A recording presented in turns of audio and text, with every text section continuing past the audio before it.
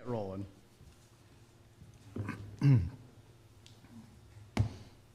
Okay. Thank you, everybody. It is Wednesday, October 29th. This is the Charter Review Committee. It's called to order. First item on the agenda is roll call. Mr. Burnett. Here. Mrs. Newberry. Here.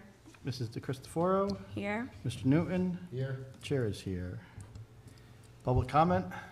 Anything from our sole member of the public, Mr. Administrator? Okay, great.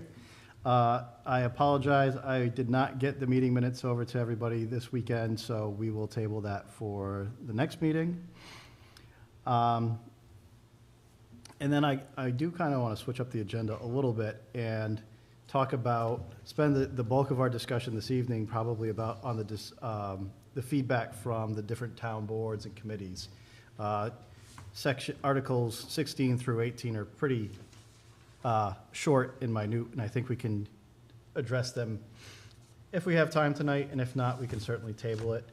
And then the other thing that I want to start thinking about for everybody in the back of your mind is starting to list, probably for our next meeting, what we think should be questions and discussion points for the council when we meet with them eventually, put together that entirety of the list of things that we see that should be updated in the charter. And then I think once we have that initial list, we can work on identifying the potential priorities for ballot questions. Because I think between the five of us, what we've heard, how we've had discussions with other members of the town, what we've heard back from other people in boards and committees, and just in general discussions, we'll probably all have different priorities, but certainly want to get them all out on paper, so then that way we have a pretty extensive list and can attack it in that fashion. So we're going to go to number 5, agenda item number 5 for discussion, consideration, and action, feedback from town committees and boards. And then we can just go right down the list and talk about what people have heard and kind of the reactions. So if we want to start with Parks and Rec, I believe Rebecca and Greg, you guys went to that one? I was at that. Okay. I'm also a member. They had a few thoughts. Initially, I think there was a little bit of confusion about code versus charter. So I try to just clear up for them that if the commission has anything that they'd like to see changed in the code, that's something that we can approach the town council with as a commission at any time. And then obviously the town council can do that on their own. And in the case of the Parks and Rec Commission, and this was actually news to several members, there's very little in the charter about Parks and Rec. It's basically just the DPW article. So I kind of put it on the table to them. I kind of said, as a commission, I think if there's things that are currently in the code that you would want moved to the charter for whatever reason, I could mention that to the group. I made it clear that we're not going to be making tons and tons of different recommendations. We're going to prioritize. So the sense I got, and I can check in again at the next meeting in a couple of weeks because we didn't have a full group, but the sense that I got is that the things that the commission was thinking about are primarily code related and that they'd like to go before the town council at some point. The one thing that one member, and we didn't vote on this as a commission, again, we were kind of shorthanded and maybe we should vote on it, whether to, I don't know if we need to vote to make this a recommendation to us as the Charter Review Committee, but there was at least one member who had suggested, so I guess the one charter suggestion would be striking except those under the jurisdiction of the school department. So Article 10, Section 2, number 4, Parks and Recreation Division says this division shall be responsible for the operation and management of public parks and other recreational properties and equipment within the town except those under the jurisdiction of the school department. This particular member wanted to strike except those under the jurisdiction of the school department.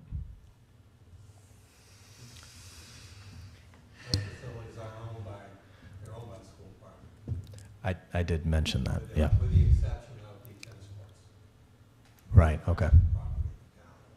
Yeah. I mentioned that Ray was at the meeting. Ray mentioned that as well. So, but I did want to at least report back. Yeah. Thank you. So, but what was the logic behind that? I think to expand the authority of DPW and Parks and Rec at the expense of the school department I would take. is the way I understood it. Yeah, I would take that as an understanding that perhaps, there have been instances where certain fields are accessible to, rec leagues, and then at other times they are just absolutely withheld. And some of those fields could be utilized by some rec league groups, and when they've been asked to use those fields, they've been flat out told no. So I think there's a little bit of a disconnect between protecting school property, it's only for school athletics, whereas some of the town rec leagues could certainly benefit from the use of those fields, and if there needs to be some sort of compromise, I would certainly expect there to be in some, collaboration on use of the fields, because we're all users of the town, so that's how I would understand that statement. Yeah. My sense is that's the rationale. Okay. Yes. The school department cannot eliminate the use of the facilities by town records. Mm. Can't do it. We've had these conversations with the school department recently. Okay. They're going through their own issues. But I don't want to do it. There was some discussions regarding the town becoming more involved Mm-hmm. in the school facilities, but with that came a caveat that we would provide more funding support Sure. to do that. And our position was in those conversations, it's your responsibility. We'll provide you some guidance in terms of what we think, but we said very clearly, any effort to restrict the use of the school recreation facilities only for school events is unacceptable. Mm. And quite frankly, we get a huge pushback by the public, because this town as a whole pays for those facilities. Yep. So other than that, that's been the gist of it. It's really an ongoing maintenance of the facility. They've decided to go back out for an RFP. Their relationship with Wild World of Sports expires in December, or January, I'm sorry. So they're going back out for RFPs on that right now, because that was a fairly controversial move on their part. So I think that whole thing is sort of an evolution. Yep. But I don't think in any way, shape, or form the school department would categorically eliminate the rights of our kids to use those facilities. Mm-hmm. That's my personal opinion. Okay. I hope you didn't record that. St. Jean's listening to me. All right. Very good. Well, thank you for that report. Yep. All right, moving down our list, we got planning board.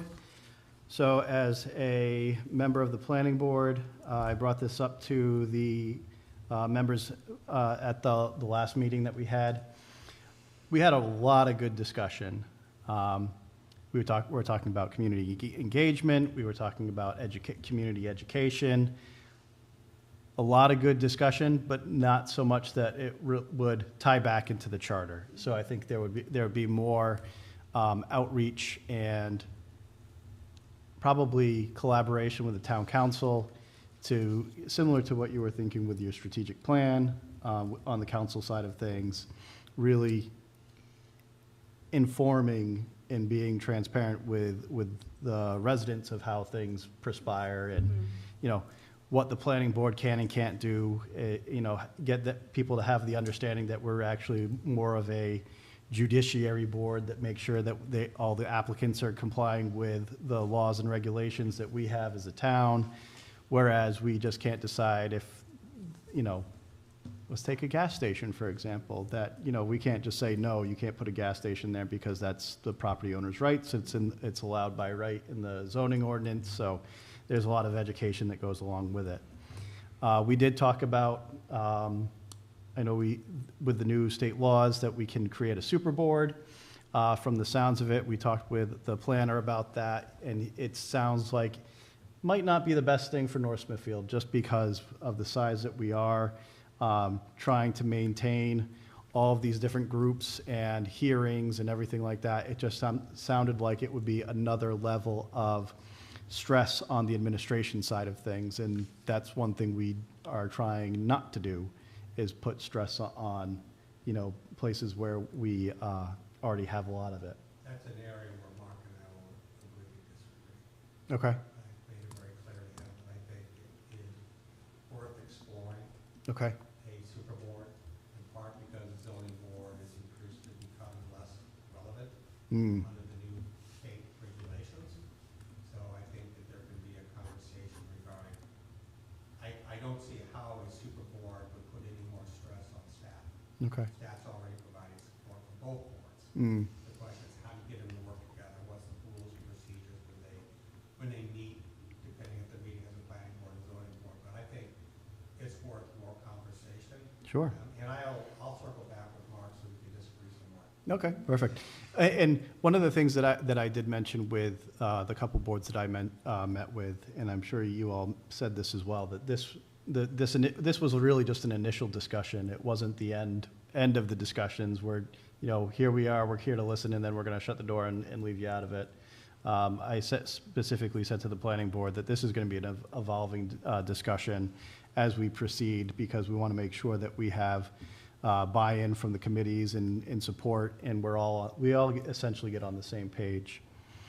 One of the other things that we did talk about at the planning board, and I think we've talked about it here previously too, is the need for more collaboration between boards. So that's a question that I'm going to have for the solicitor of how can we, through the charter, encourage more collaboration? If there is a set of rules that chair people need to follow, that they can have the ability to call joint meetings, what would that look like if we were to formalize some steps to make collaboration more readily available? So that was another point of discussion that we had as well. And then there was one member in particular who I respect that individual very much, and he said, things are working pretty well. So, and I actually have to agree with him. And then the only other item that was in there was the annual report to town council, and I asked Mark if he had done that annual report that's called for, not in the few years that I've been here, and I don't believe our previous planner, Tom Kravitz, did an annual report either. So it seems like there's some outdated language that we certainly can look at striking in its entirety. Well, is it outdated, or is it that the town council needs to have that understanding that that's what's in the charter and establish that accountability? Because I would personally like an annual report. And I know actually in speaking with Paul Jones from the Economic Development Committee, they're working on their annual report currently, and I think it's going to be one of their first annual reports in quite some time. Okay. So it's a requirement for a number of committees and Sure. boards, so I really do think that we should take a look at which boards and committees that is a requirement for, and the town council needs to essentially underscore that in their expectations. And I think as far as collaboration too, I know that you guys have listened in on the town council meetings and my proposed meeting series, and the strategic planning workshop that I would like to coordinate for Q1 of 2026. I would like that to be a recurring forum. Like the first meeting is establishing strategic planning and what are your goals and actions in order to deliver, but then can we meet on a quarterly basis to continue collaboration? And with that being said, it's not that that's the only forum that we can collaborate in, but Right. if we start to really open up the pipeline for more dialogue, then I think, It's a good jumping off point. yeah, I think that will allow for more dialogue in the in-between. Mm-hmm. If I can, the only comment I want to make about annual reports is I do a lot of reports where I get after zero feedback from the council. I'll send the reports and not a cricket. I give you feedback I don't know all, but that's not. every report. I would argue that what we're looking at, an annual report's fine, but it's really what's the content of the Right. annual report? It's nothing but another. The purpose and the value. But it's another bureaucratic Yeah. process, that's a waste of staff time. However, what I am looking at is, and I'm gonna have a conversation with the chairman of the budget committee, is how do we do budget every year between the budget committee and the administration? I think it's very clumsy, redundant, and can be very conflicting. And that I saw a budget report and a report that the town of North Kingstown does that I thought was really interesting, because in addition to putting in, you know, your typical content of a budget request, it also provides a background of the department, background of staffing, background of major activities for the year. So it's almost like an annual report you'd see in a corporation, in that you would get sort of a synopsis or summary of the company and its performance, and then the financial aspects. I'd like that. It's not like pages of stuff, it's like a couple pages of stuff, but that in itself I think is very informative. It's something the council would have in conjunction with the budget request. So it might be, the connection between those two might be of more value than just handing a voluminous paper document at some point to sit on a shelf. Yep, okay. All right, so that's what I had from the planning board. The zoning board of review, they haven't had a meeting for a while, so I wasn't able to talk with them in depth on that. I did meet with the Asset Management Commission, and I got a good history lesson of how that Asset Management Commission language was put together from the chair of their board, Paul Nordstrom. One of the biggest things that they had thoughts on was that the way that the ordinance is written, it puts a lot of the responsibility on town volunteers. It says, the asset management shall do this, shall do X, Y, and Z. And the members of that board were feeling that they should really be in more of an advise and assist situation, where they have the ability to bring on professionals that can assist them in this instance.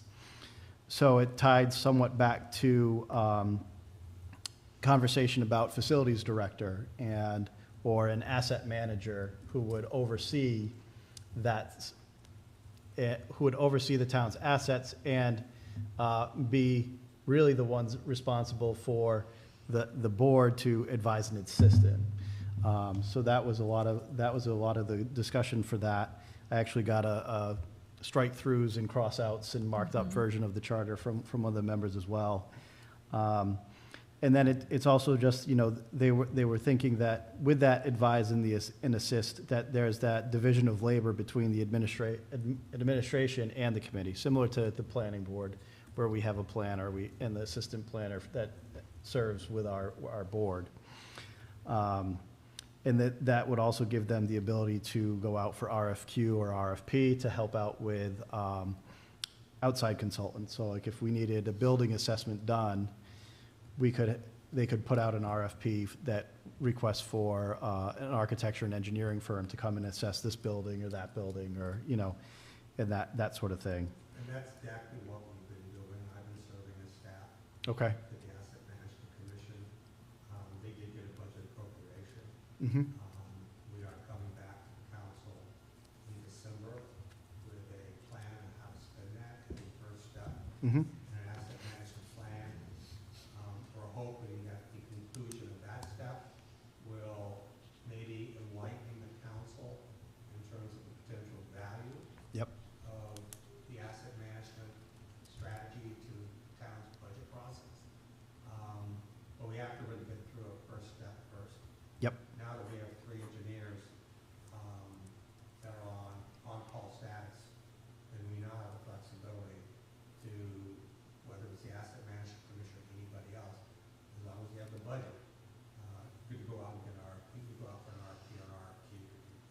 Mhm. So we're kind of working in that direction up until, I'm not gonna say when, I'm just gonna say, the Asset Management Commission was operating with zero staff and zero support, none.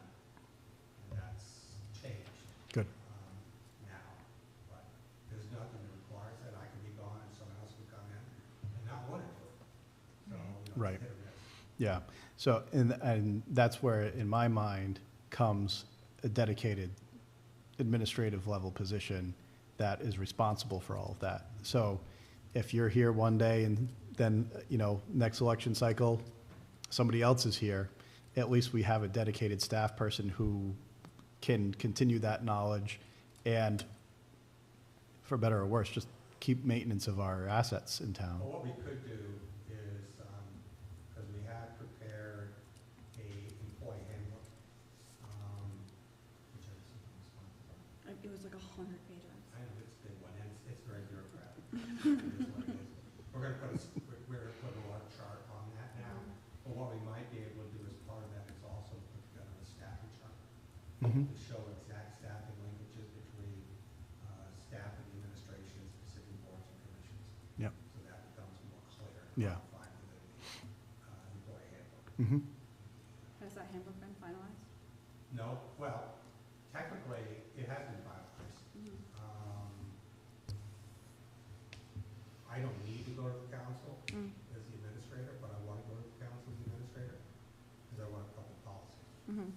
Because what's been happening is every time a new administrator comes in, the game changes, and that's unacceptable. Yeah. So this is an attempt to codify how we deal with everybody, putting the org chart in there, putting a lot of stuff in there, that allows the next administrator to come in and say, okay, this is it, you got it.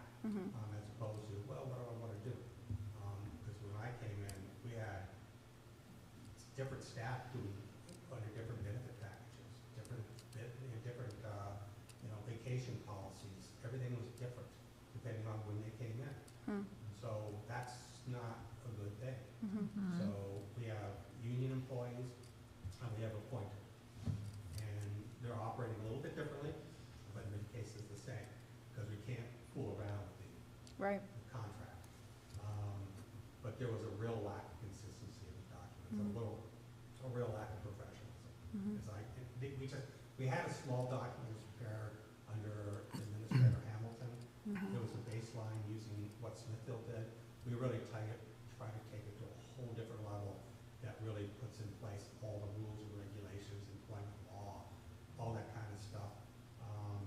But dealing with this very issue, putting the staffing plan and an org chart would be the final step, which will then send back to the council. Hopefully that's in January.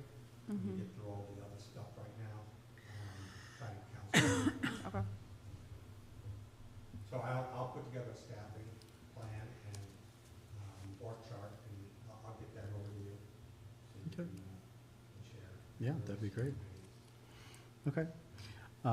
And then the only other thing that, a couple of comments that the Asset Management Commission had was that a lot of what they've been doing is, there's a lot of overlap with Budget Committee and how, okay, police may need a car, because one is going to be out of commission in a couple months, so how does that going to affect the budget?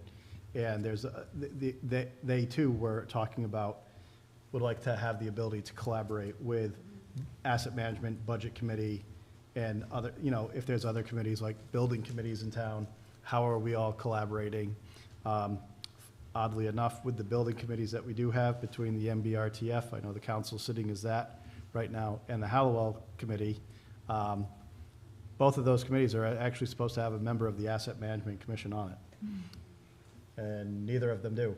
So just again, another thing that, whether it's just lack of knowledge or,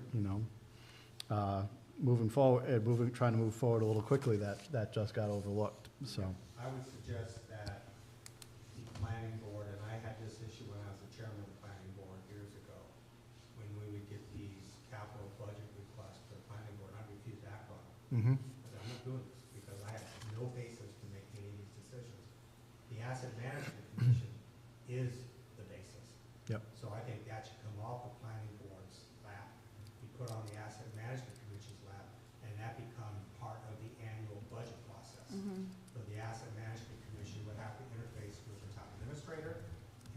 TA putting together his or her budget, as well as work with the budget committee. Because then they can provide the professionalism behind the recommended, Yeah. asset purchases. And just as an example, we're kind of going through this now. The town, for example, owns all the fire equipment. And historically, we, through third-party billing, insurance companies, we bill the insurance companies, they give the town money. And then we split the money 50-50 between the town general fund and the fire department. Well, if you take a look at those assets and their lifespan and their cost to replace, we're not gonna have the money to replace the pumpers. I mean, a rescue has gone from $160,000 to $500,000 in literally 5 years. Pumpers are over $1 million now. So if you look at the money we're getting, which is about $700,000 a year, and splitting it, the money isn't enough to support the replacement of those. So that kind of thing would have to go to the Asset Management Commission, and they would look at that, and they would come back to the council and to the budget process as a definitive recommendation. Maybe we need to change the dynamics. Maybe 75% should go to capital replacement, 25% should go to the general fund, because we're going to lose that, we're going to go out of money. And at some point, the council is going to be faced with the need to replace a pumper, and they're going to have to budget $1 million out of that year's budget for a pumper. Right. You know, so those are the kinds of things I think the Asset Management Commission really can help on. So I think really empowering them to take a leadership role in that would be great to our budget process. Okay. All right, that was it for asset management.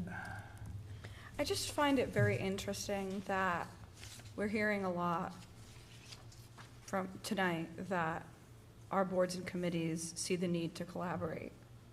And it's almost like, why haven't we? You know? Is it that we just haven't had a culture of collaboration? Is it that we haven't provided the forum to collaborate? Are there too many like rules and regulations around open meetings, so it can be a bit too restrictive and we feel like it's more of a headache to collaborate than not? Because it sounds like if we were collaborating, a lot of these questions would be answered and we'd be probably operating a little bit more efficiently. I'll chime in on that because I'm the grumpy old man, get off my front yard guy. Basically, these people are volunteers. They have a lot of responsibilities in their personal lives, raising families, having careers. To put more and more stuff on their lap under the guise of collaboration, I think is asking a lot from them. What I would suggest as an alternative, as opposed to put the onus on individual boards and commissions, the towns think about an annual process whereby you bring boards and commissions together. Weird. Facilitated conversation about stuff and get a consensus about where we want to go. As opposed to say, hey, you have to collaborate with that person. I think that puts a lot of responsibility on that person's lap. Not that they're not interested, they just don't have much time. So I think we should look at it a little bit more. How can we achieve the communication without putting the onus on the boards and commissions? We drive the process. We create the venue. We invite them. We facilitate it. We encourage them to provide input. Why are you smiling? So I remember somebody else saying this. Those must have been Jen. It must have been me. Okay. Touche. Well, you know, it's funny that you say that because I've done some work in Massachusetts, and when we're talking about town issues, say building a new library or, you know, putting together a school budget, they have a town meeting. And I know I'm going to use Weston as an example, and they're very well off. They have a lot of good technology at their fingertips, but they would meet at their high school, and every voter would get a little board, button, yes or no, they'd have the meeting, have the presentations, they'd have public comment on that issue, and then right then and there, they would say, be able to vote yes or no. And then that topic is decided upon. So it was a very interesting process to watch that go through. And this And- is open to the entire town. This is it's allowed, you're allowed to speak, you're allowed to vote as long as you're a registered voter. You go in, you check in, and you listen to the proposals that are in front, it's kind of like a live election, almost like American Idol-ish kind of situation. I was more thinking Gilmore Girls, but Yeah. okay. So, I thought that, and this is just, again, me, in my experience in Massachusetts, I'm just like, wow, there's Rhode Island so far behind, there's a lot that we could learn. I work for a mayor in Massachusetts, so maybe and maybe not. Mm-hmm. Massachusetts communities are typically much more capitalized than Rhode Island communities are. What I don't think a town wants to do is to somehow take their responsibilities as elected officials and give it to a public meeting that can be hijacked by special interest. And this happens a lot in the traditional New England town meetings. Yep. Not a lot of participation. It's like getting a special election. It's very easy to get a small group of people together and completely sway. I think it could be a great way to get public input. Yep. To get thoughts, yes. Yeah. But to basically say, you make the decision, although I was elected to make the decisions, Yep. I have a problem with that. Yeah. No, I think it was more the fact that, people were able to get up, say what they need to say during the public forum. And if we have a meeting like that has all the boards there, I'm sure the solicitor might have a heart attack with all the open meeting laws, but. There's also a lot of very interesting online tools. Well, I was just gonna say, like, everybody has a cell phone. That's right. And there's Can you use this technology here? Yeah. Do something like that, Yeah. if you wanted to go that route. Absolutely. crowdsourcing platforms that you can use to facilitate public input.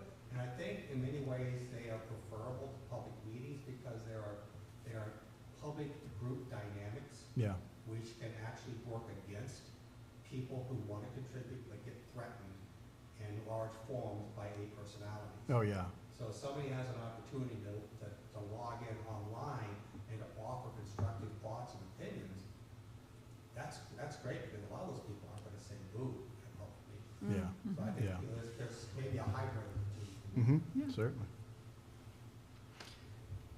Okay. Well, we move down our list and hit up the personnel board.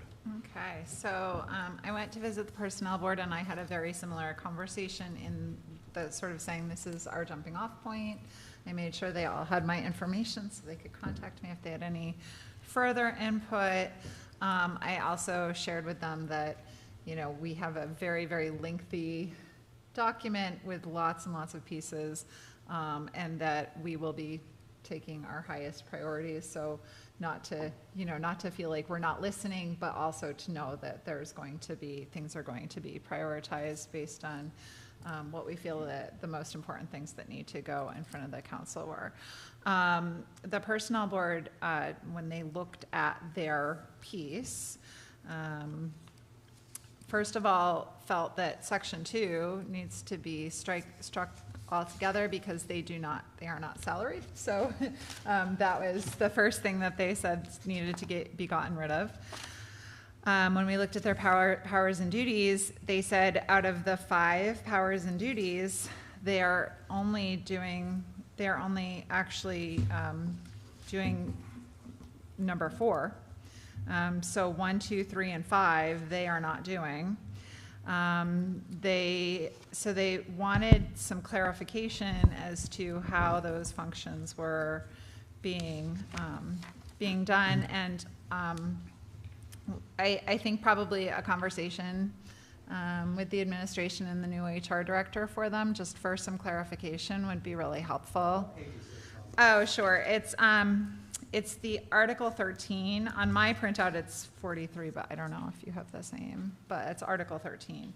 So their powers and duties, they said that they are certifying So number 4 is certified to appointing officers that persons who are candidates or applicants for such positions in the classified service possess the qualifications required by the classification plan, such certification to apply to present and prospective employees. They also said that they're certifying after the employee is already hired. So there seemed to be a little bit of discrepancy with that, and they were a little bit concerned about that. So that may just want to be looked at. So that was the discussion we had. So I think maybe that's a conversation for administration. And I didn't do it, One thing I haven't done, but I will do, in terms of the employee handbook.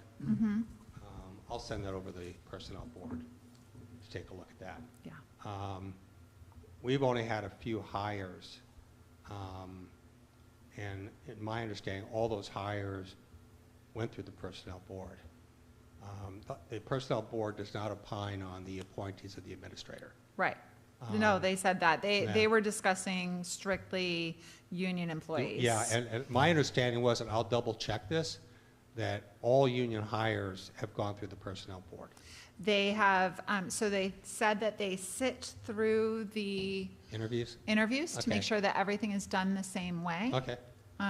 So that was, but they were just a little, the way it is written did not sound like the way they're performing the duty. So Okay. they'd like a little bit of Yeah, clarification we'll to take make a sure look at that it, that. yeah. And also on that, we're finalizing an onboarding process right now for employees. That should be done within a week, because we didn't have a written policy on how you onboard employees.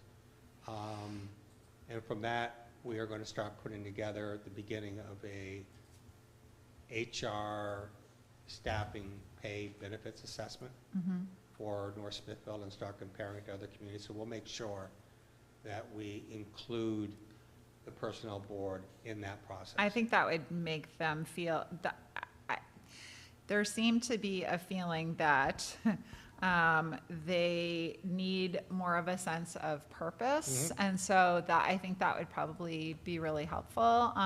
They also felt like they would like to, we were kind of talking about the word oversight, and said oversight's probably not the right word. I think liaise with or coordinate with the HR director and just know what's going on, because they want to make sure, I guess there was a situation, and this goes back over 2 decades, where there was somebody in town who something happened.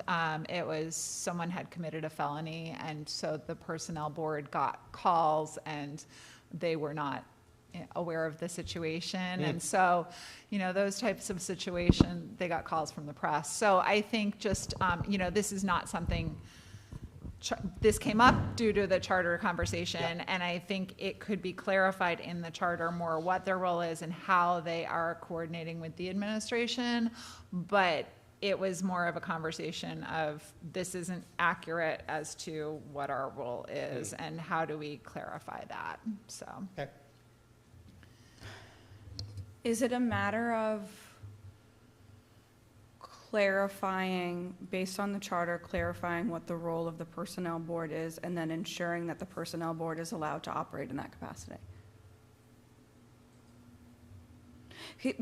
Because I guess it's, does the charter provide them too much responsibility that we don't want them to be performing, or is it that they're not being empowered or included in the most appropriate conversations or forums in order to deliver on their responsibilities? I'd say yes and yes. Yes and yes. So not an either or, but a yes to both in the conversation I had with them. Okay. And then it just also seems, it also seems that based on the dates of amendments of the personnel board, since the enactment of the charter, there really hasn't been much evolution Correct. of the language of the personnel board. So there may be quite a bit of overlap that the responsibility has been taken on by the administration. So Yeah. it just seems like, yeah, that, I think that's what Little they bit wanted more. clarification on. Well, if we're not doing these things, who Who is is? doing them? And if we're being tasked with them in the charter, we want to make sure that we know Right. who's actually performing these functions. So I think that, you know, it would be nice if we could clear it up in the charter. But also, I think conversations and just, you know, making sure they have clarity is If you look at how, probably a good idea. in some cases, how the charter's written, there's almost an implication that these boards and commissions have staff, Yeah. and they don't. right. They've never had staff. Well, So- and it talks about salary in Yeah, here for the, exactly. for the members of the commission, so. So that begs the larger question, so how do we ensure that, and quite frankly, until 6 months ago, we had no HR staff, Yeah, 0. right, So now that we do, it raises the need, how do we make sure that that staff communicates with them correct, as we move forward? correct. So that, I think it's an appropriate question. It sounds like what you're doing with the employee handbook and which staff member is responsible for which board is going to be so helpful in clearing up who people can go, different boards can go to make sure that there's assistance and there's understanding, and the responsibilities that are outlined are taken care of one way or the other, either through the board or through administrative staff. Did you engage the personnel board for the employee handbook? No. It's a very technical document. We needed technical expertise on that. But with that being said, although I sent it to the council for comment, we should also send it to Yeah. the personnel board for comment. Mhm. I mean, it's really boring, I know. but it has to be done. But Right. that mere fact would give them an opportunity to, And and there's, if not even giving a critique, it helps educate them correct, on what we Correct. have to do legally. Yep. Mhm. So we'll go back step on that bridge a little bit. Yeah. I'll do it after I prepare the staffing plan and the org chart. Okay. Okay. That it for personnel? I think so. Okay, great. Don't want to cut you off if you had anything No, else. that was pretty hefty, so Mhm. I feel like I Well, they got, get their own section, Yeah. so, or their own article. All right, next we have the school committee. We did have the two members previously attend, but was there any, Greg, I know you were saying that you were going to reach out. Did you have any further discussion with them? I exchanged emails with the contact person. The October agenda, she let me know, was too crammed. Okay. I said I'm happy to be at the November meeting. I think that's when they next meet. They meet once a month, I think, right? Yeah. So I said, I'd be happy to come to the meeting in November. She said she would get back to me. She talked to the superintendent and the rest of the committee about whether that agenda would make sense for me to Okay. get on that. And then I also said that obviously they're welcome at our session. Any member of the school committee is welcome at these sessions as well if they have thoughts they'd like to share. All right, great. So then we'll continue that one till our next meeting. Budget committee? I get to meet with my fellow brethren on Monday night. Similar to what you were saying, Jeff, in regards to the planning board, we had a lot of good conversation. I don't necessarily know if, I think it's more our process than changes to the charter. The one potential update to the charter that an individual brought up was the timing of when the administration's budget is due. It's currently in the charter, I believe it's the second Monday in March, I think it's due to us. No, he was thinking that you could probably push that out a little bit, and I agree. I mean, it is a tight time frame. I don't know why, because we don't have to report to the council until the first Monday in June. So why have that big of a gap between when the Right. administration needs to provide their budgets to us, and when we need to get it to the council, I would say, mid-April would be better. I would give you guys a little bit more time. But again, that would be probably a smaller change, so I don't know if it would make the ballot, but. The hope is, when we do identify all these efficiencies, and if we do have a rolling committee, then at least we could Yeah, start to Add it to chisel the away list. at some Yep. of these things, so then, Yeah, because some years, once you hit the big hitters, there's got to be other stuff that updates Exactly. need to be made, yeah. exactly. Yep. But like you said, most of the stuff that you're talking about is not charter-related issues. They're Yeah, process. standard operating procedures that Yep. need to be clarified, or ordinance issues. Yeah. And those can be dealt with. Fundamental charter issues, I have a charter preference, eliminate the budget committee. It makes my life a lot easier, because I talked to the chairman or the town manager in North Kingstown. He said, I wouldn't have taken the job for the budget committee. Now, I'm saying that in somewhat of a jest, I'm joking, but yet it really adds a lot of wrinkles to the budget process.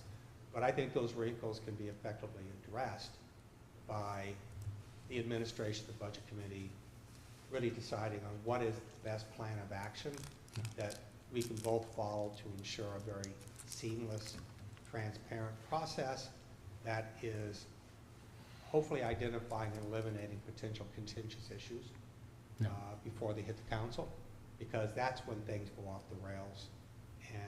And I think we can do that. I think we can work that out, but that's not a charter issue.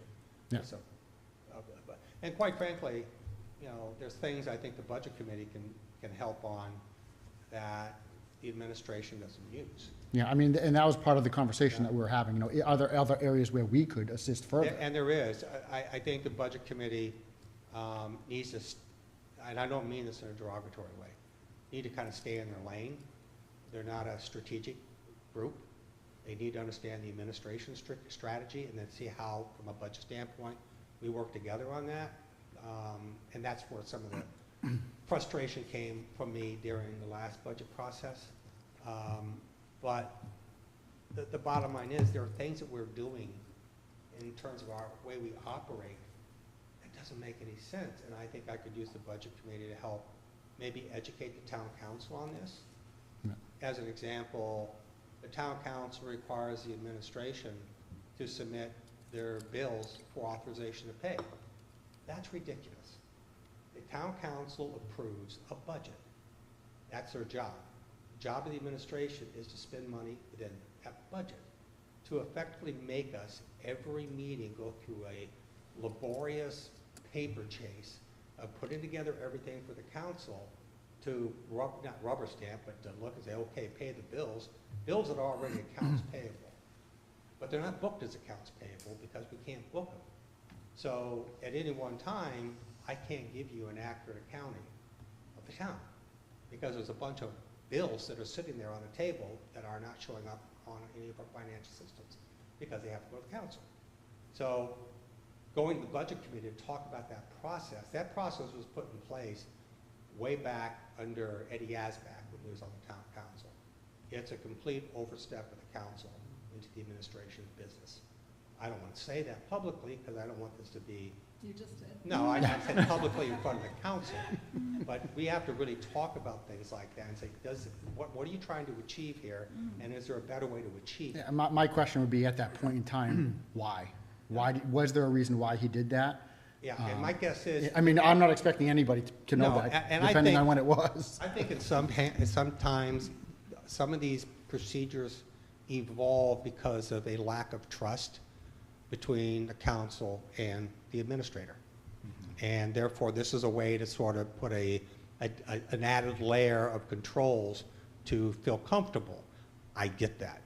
And But it's maybe- also an accountant, so that may have been Yeah. just, Yeah, it may have been for him feeling like, oh, well, we need to control this and make sure we know, that may have been part of it. Yeah, but yet it really conflicts with what their role is as a council, and what the role is of administration.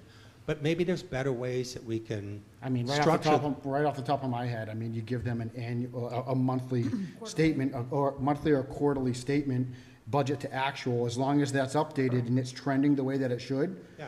If there's anything outside of variance, you ask a question on that. And I think I mean, that's the direction we were gonna go. Yeah. But to me, to be able to go to the budget committee and say, hey, this is an issue that we have, we would like your advice and counsel on this. If you agree, maybe you can come up with a suggestion approach and let the budget committee present that to the council as opposed to the administrator. Because when the administrator approaches it, it, for better or for worse, maybe gets politicized, as opposed to a budget committee saying, hey, this is our job, this is our thoughts. And maybe that makes it easier for everybody. So I think the budget committee can become a resource above and beyond just their annual process of developing a budget committee budget. Yeah. And we need to be able to use that more effectively. I agree.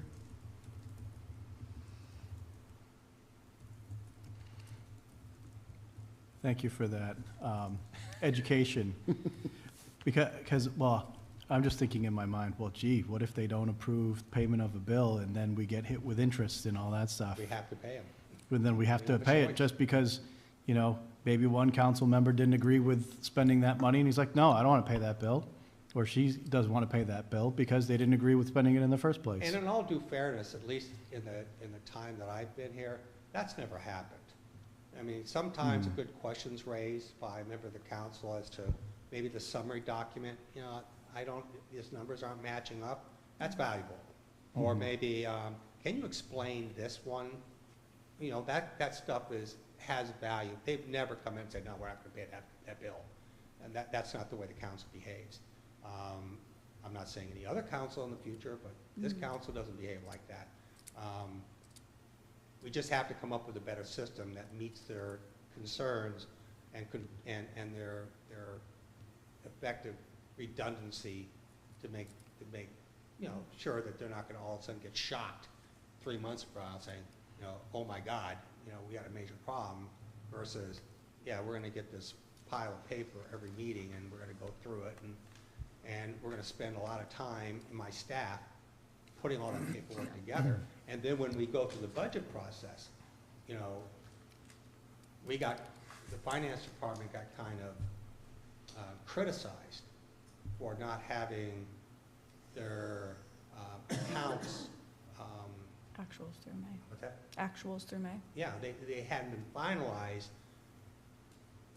and they kind of moved the goalpost on us, and that's fine. And we can go out further, but the problem is, we never can give you an absolute accurate projection, because all those accounts payable, they're not booked.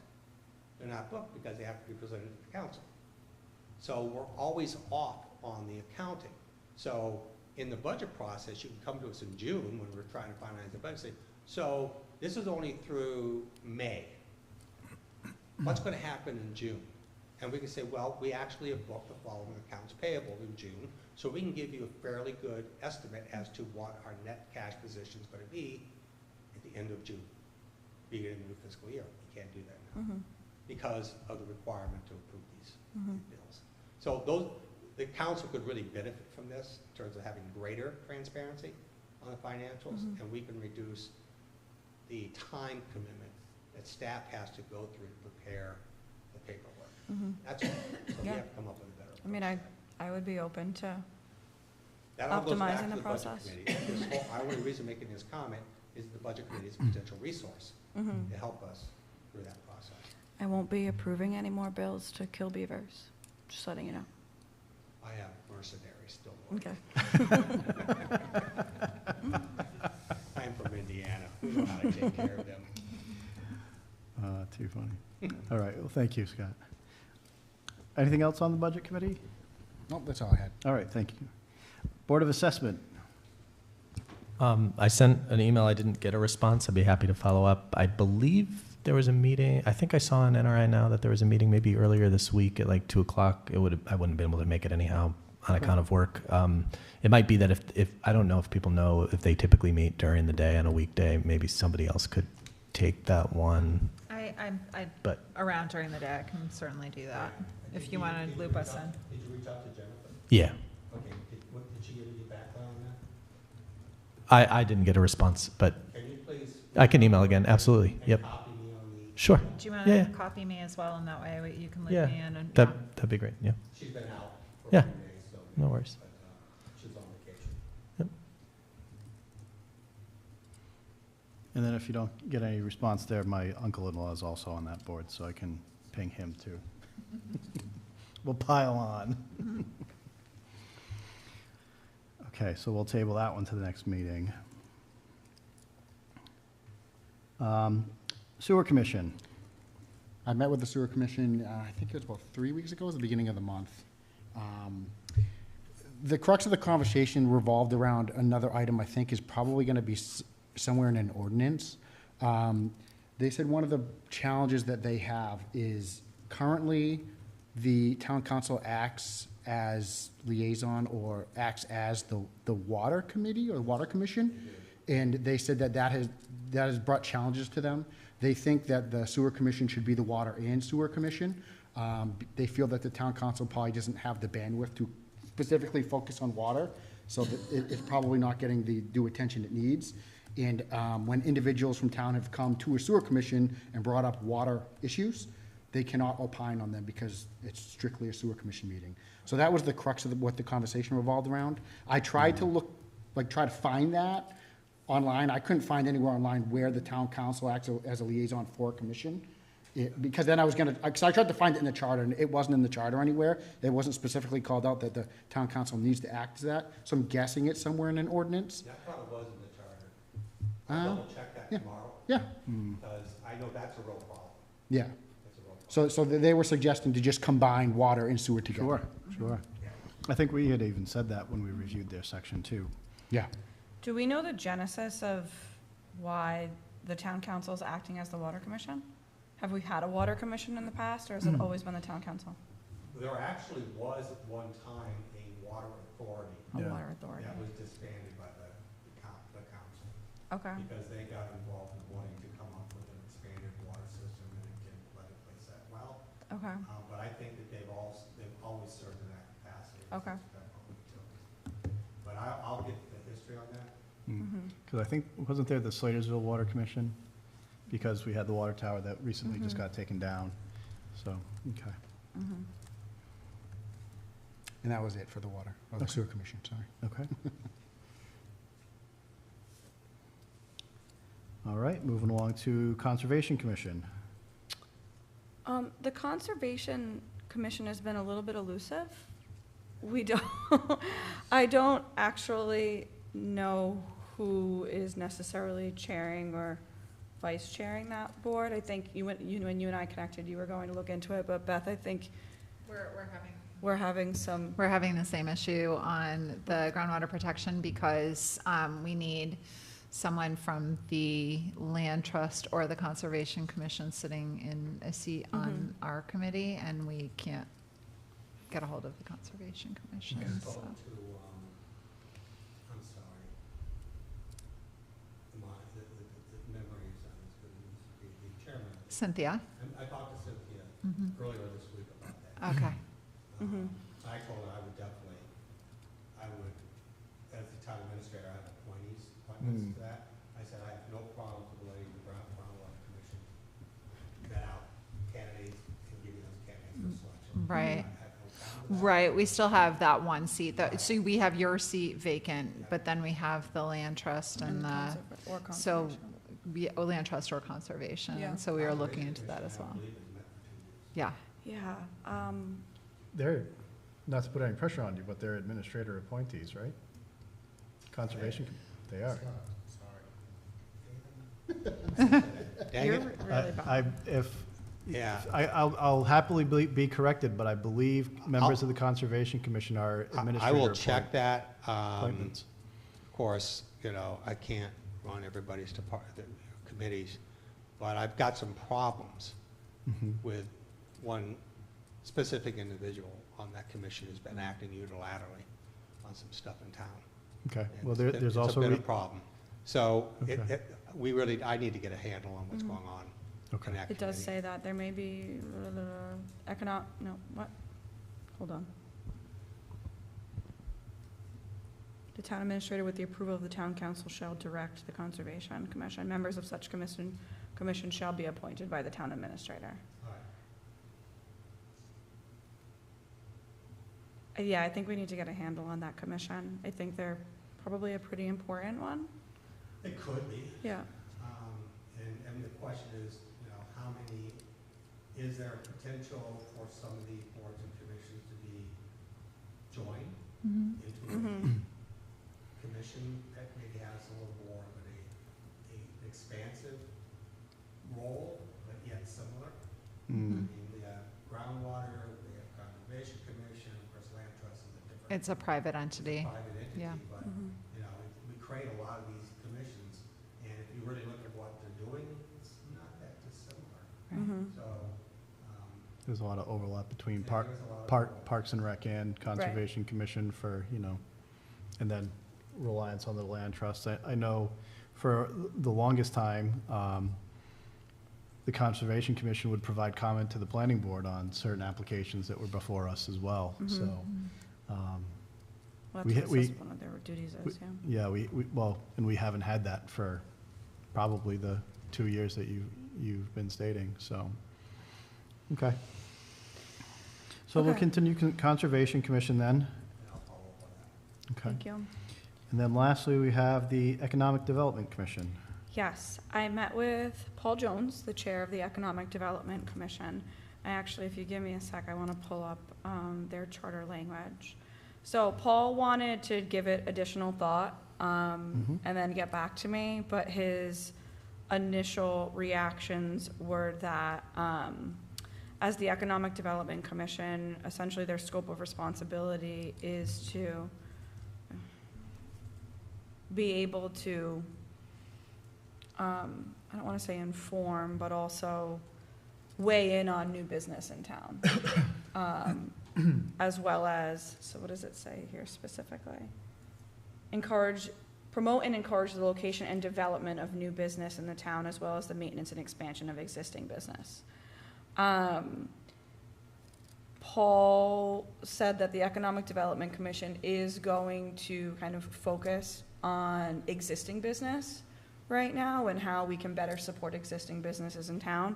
But as far as promoting and encouraging location development of new business, he doesn't feel as though they've really had a role in that space.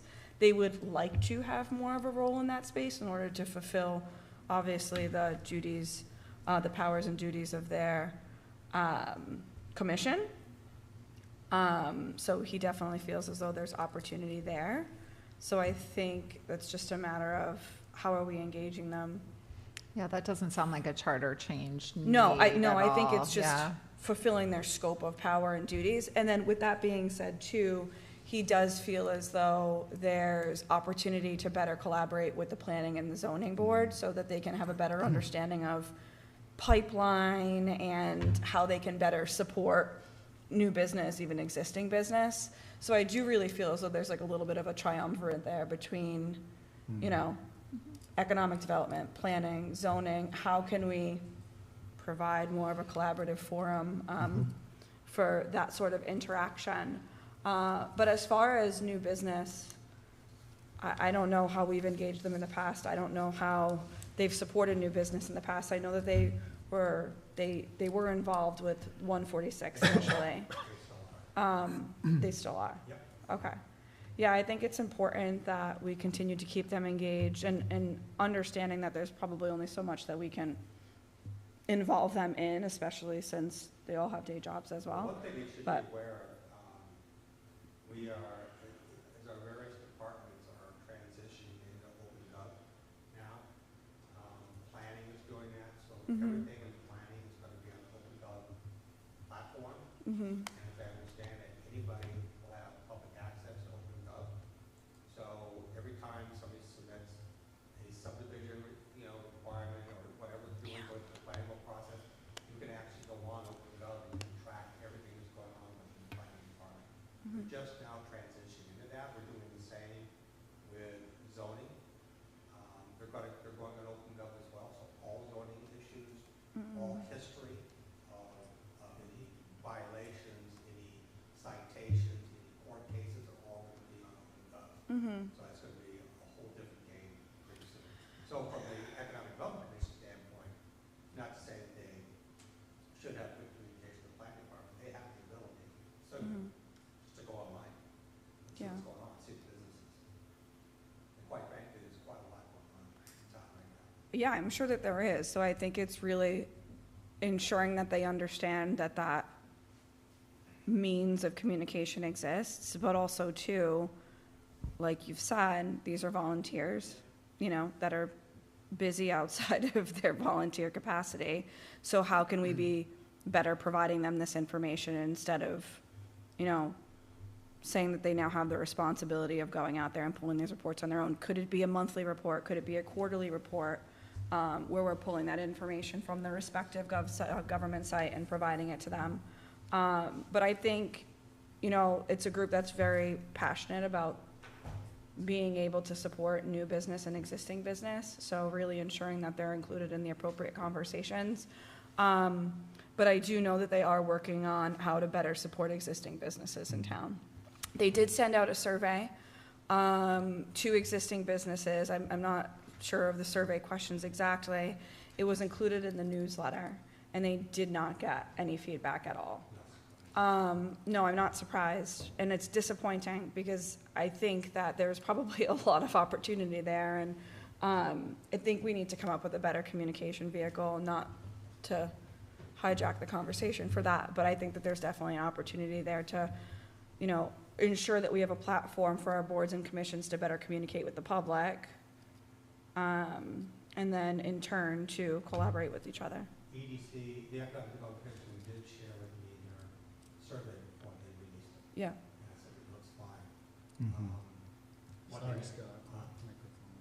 And nobody responded. Yeah, what they may want to also consider is working with Denise, and we'll make sure that if there's things that they want to be out in the public and put it in a newsletter, we'll put it in the newsletter form. There's actually 1,600 people that Yeah, subscribe to that But newsletter. 1,600 people really isn't a lot.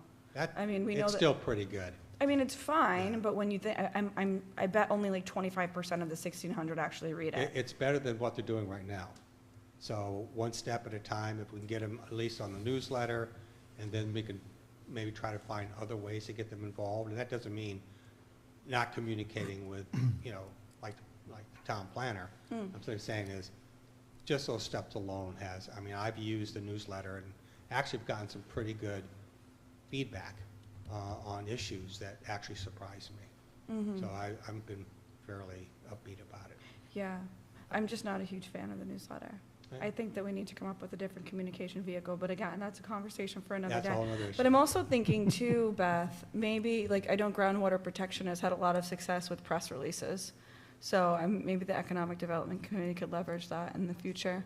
But with that being said, they, at initial pass of the charter, Paul said that he's comfortable with the scope. He'd like if they were more included in the new business conversations. They're focusing on existing, and he'll circle back with me with any additional thoughts. Okay. You know, as you were saying, we were talking about inclusion into the planning board and getting an idea of applications that are in front. It could just be as simple as adding the Economic Development Commission to the distribution. When the planning board gets the Absolutely. applications, copy on the 5 more email addresses and say to the Economic Development Commission members, hey, these are the applications that are going to be in front of us at our next meeting. Feel free to look them over. You know, here's our recommendations for the planning board to approve or deny. And if the Economic Development Commission said, oh, hey, that applicant is bringing more business into town, we'd really like to talk to them, then they could, could be just a simple reply to the planning department and say, hey, could you get us the applicant's email address and phone number so we can talk to them about how we can better support them? Yeah. Yeah, even if it's not the whole EDC distribution list and it's just the chair and the vice chair, I think, and then they could disseminate as. Exactly. But I think that's a really good, That like, could- short-term Yeah. solution. Okay. That's it for our list, so thank you, everybody, for participating in that. We'll certainly wait to hear back for School Committee and Board of Assessment and Conservation Commission once we get our heads wrapped around that. So we can go back and do Articles 16 through 18, or we can call it a night. I'll leave that to the boards, to everyone's. I think we've Thoughts? covered a lot tonight. I think we can wait on that. All I right. think when we were talking about it sort of offline, there's not a whole lot that anybody felt, well, at least, I don't know. Unless someone's Kevin. dying to discuss Article 16 tonight. Because we've gone through, here to this meeting to discuss. I will let you have the floor if you would like to. So, all right, so then we will table that for our next meeting. Again, our item number 6 for discussion, consideration, and action, potential priorities for the ballot questions. Again, this is more just for speaking out for the public to let them know what our next steps are. Start thinking about what we would like to see as our priorities and what our list of questions are starting to take shape at. We've been at this since July now, so we've gone through 15 articles. We've talked to a lot of boards and commissions. We've probably heard from a lot of people. We certainly appreciate the administration's input along the way, so we certainly have a lot to digest. So I'm going to put that on the next meeting as well, unless you got something. Oh, I'm wondering, we've received good feedback from the boards and committees, and we still have more that we need to engage. And then even thinking through some of the processes that we'd like to, coordinate and establish in an ongoing, at an ongoing cadence. Could we have like one question for boards and like changes to the charter for boards and committees, and then like similar to like some of the state law stuff. So it's like just this one umbrella question, and then essentially the informational document that we would send out in preparation of election. It would really explain what all the changes are, but then it's that one umbrella question. I mean, if we did feel as though, once we get to the end of this review, that there's a lot of opportunity with boards and committees, but we don't want to have more than like 2 or 3 questions. Could it be one question with information to educate? That's probably a solicitor question. Yeah. What do you think, Beth? I just want to know if you sort of have an example of what that might be, because the boards and committees are very different in their purpose and scope. So I'm curious, like, what you're thinking on that, just so we. Well, I think we would need to determine, like, if we do need to change the scope of any boards or committees, then, I don't know. One question is,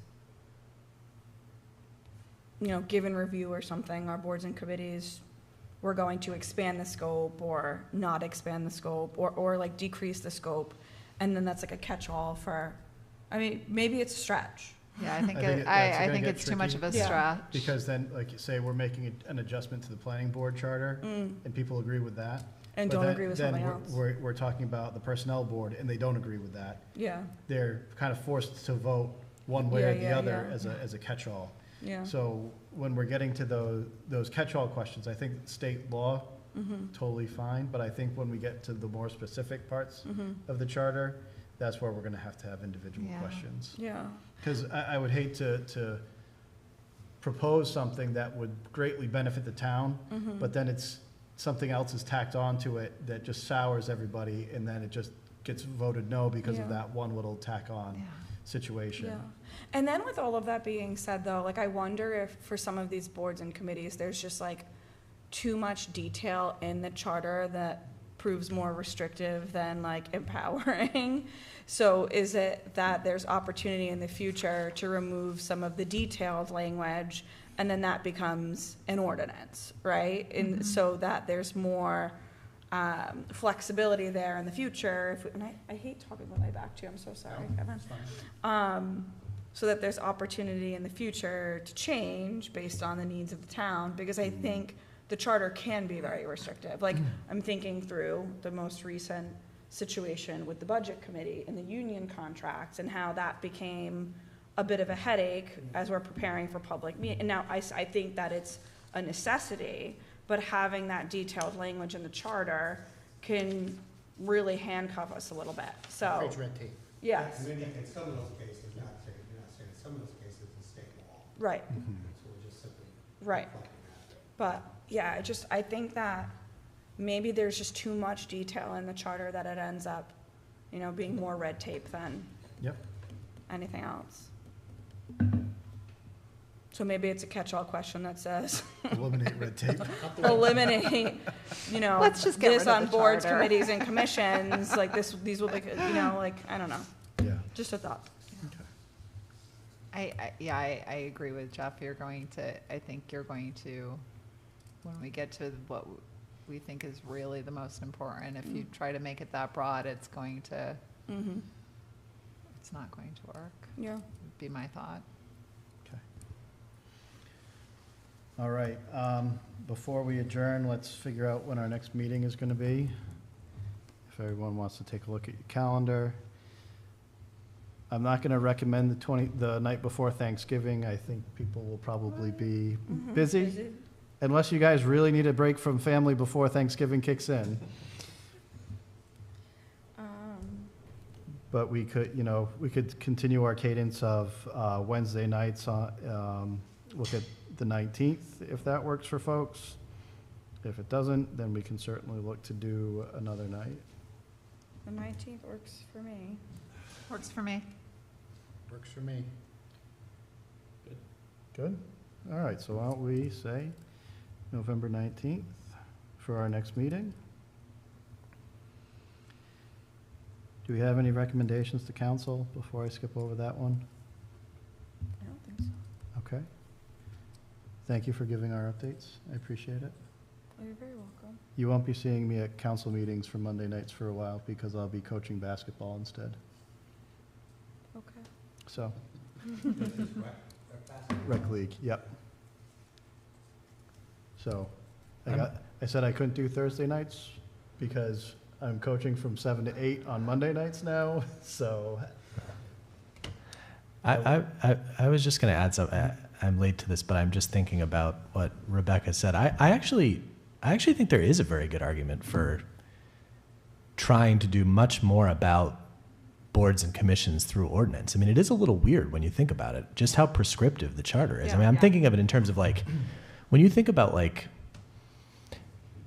agencies of government, like at like the federal level, like the Constitution says nothing about, all of that is created by a legislative body and accountable to a legislative body, right? Like agencies and the bureaucracy. I mean, I sort of think of boards and commissions that way. I mean, they're obviously advisory. They don't issue like binding rules, but it would be far easier to change the scope, the purview of these boards and commissions to suit evolving needs of the town if it was done much more at the council level by ordinance, which some things are. I mean, like Parks and Rec, for example, it gets everything through ordinance. But it is a little weird that the more that I think about it, that so much is in the charter with this.